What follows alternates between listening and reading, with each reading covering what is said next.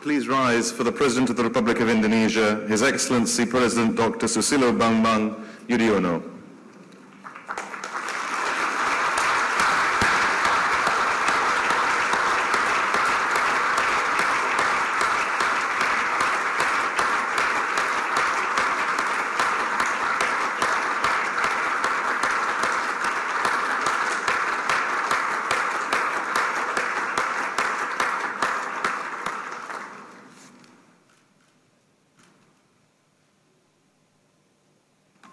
Please be seated.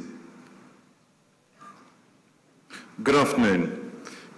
We're honored this afternoon to be joined by President Yudhoyono, Mr. Gusti M. Hatta, Minister of the Environment of the Republic of Indonesia, Mr. Gita Chairman of the Investment Coordinating Board of the Republic of Indonesia, and Helen Clark, the Administrator of the United Nations Development Programme since 2009, and thereby the third highest ranking official in the UN system, and Mr. Fauzi Bowo, Governor of Jakarta. First, I'd like to call upon Gita to give a short opening address.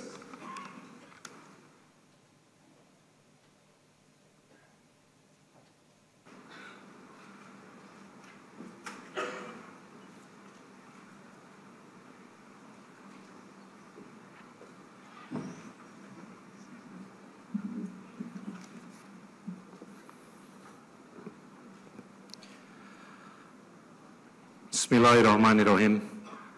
Assalamualaikum warahmatullahi wabarakatuh. May peace be upon us all. Your Excellency, Bapak Haji Dr.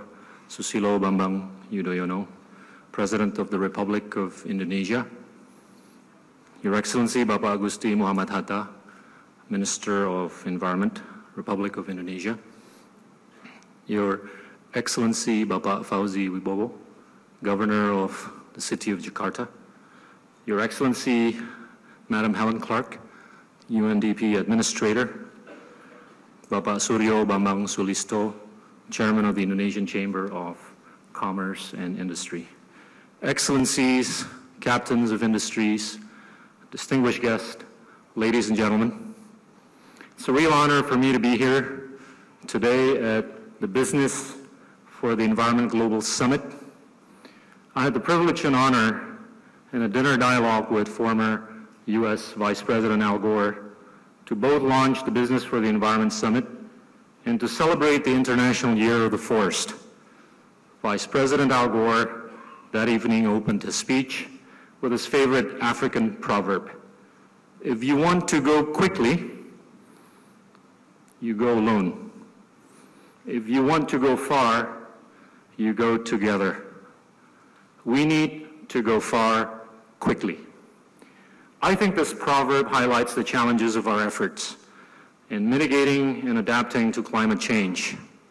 Even though there are many examples emerging from countries and companies aligning their policy and business choices with action that protects environment, the truth is, as an international community, we're still a long way from achieving the kind of development, trajectory, and innovation towards a green economy. Ladies and gentlemen, Excellencies, Indonesia has set up an ambitious and noble target to reduce green gas emission by 26% from business as usual by the year 2020. As announced by President Yudhoyono at the G20 summit in Pittsburgh in September 2009, in the President's keynote speech today, you will be able to hear more about Indonesia's approach to addressing climate change, including through forest, coral, and marine management, as well as through renewable energy utilization. Many have commended Indonesia for the commitment and leadership it has shown over the years in the area of climate change, particularly since the Bali Roadmap created during COP13 in Bali 2007. In fact, our commitment towards environmental sustainability is nothing new. It's in our heritage. Efforts towards preserving the environment can be traced back to Indonesian heritage centuries ago, long before sophisticated research and global negotiations on climate change mitigation and adaptation took place. Old manuscripts and inscriptions have shown that jobs such as forest rangers, thereafter called pasuk alas, those who monitor the sustainability of forests, and animal rangers or tuhaburu, those who ensure sustainable hunting practices, have been around since the 9th and 10th centuries. Furthermore, these inscriptions also highlighted the penalty for those who fail to follow the rules.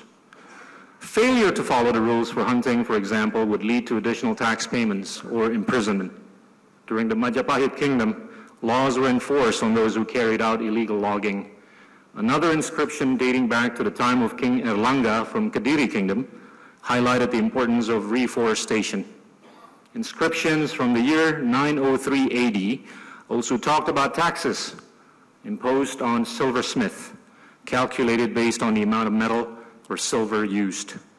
A quote from an inscription coming from the Majapahit Kingdom says, "Those that burn paddy fields, regardless of the size, will have to pay the owner of the field 5 times the damage and a fine to the ruling king." Excellencies, ladies and gentlemen, it's not my intention to load you with historical data point today, for I'm neither an archaeologist nor a historian. While the Business for Environment Global Summit highlights the value of exchange of ideas and learning from global experts and stakeholders on environmental issues, these manuscripts and inscriptions show the value of learning from our own heritage. Our ancestors, despite their limited access to new technological advancements, have a wealth of wisdom that we could and should tap into. In closing, please let me say thank you to the organizers and sponsors for making this event a success. The private sector plays a critical role in finding innovative climate change solutions through new research and technology advancements, whereas the public sector could accelerate the adoption of these technologies by providing an enabling environment that would make them more financially feasible, including through a system of incentives and disincentives. Many companies have now aligned their corporate goals with biodiversity and environmental sustainability, and it is my hope that this forum could be the catalyst for more of such endeavor among the business communities. We at the Indonesian Investment Coordinating Board, or BKPM, stand ready to facilitate such companies who have taken a view and be part of the climate change solutions. Thank you very much. Terima kasih. Wassalamualaikum warahmatullahi wabarakatuh.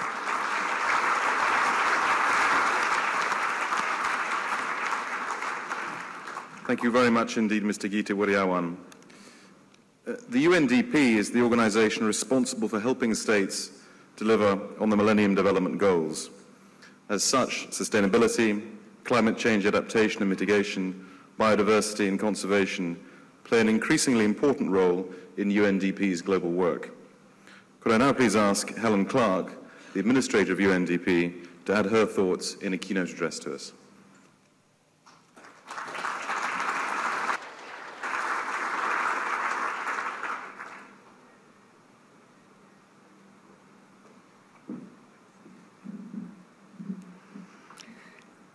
His Excellency, the President of Indonesia, President Yudhoyono, Minister for the Environment, the Governor of Jakarta, many distinguished participants, ladies and gentlemen, and thank you for inviting me to address this important Business for the Environment Global Summit on delivering transformative solutions for our planet.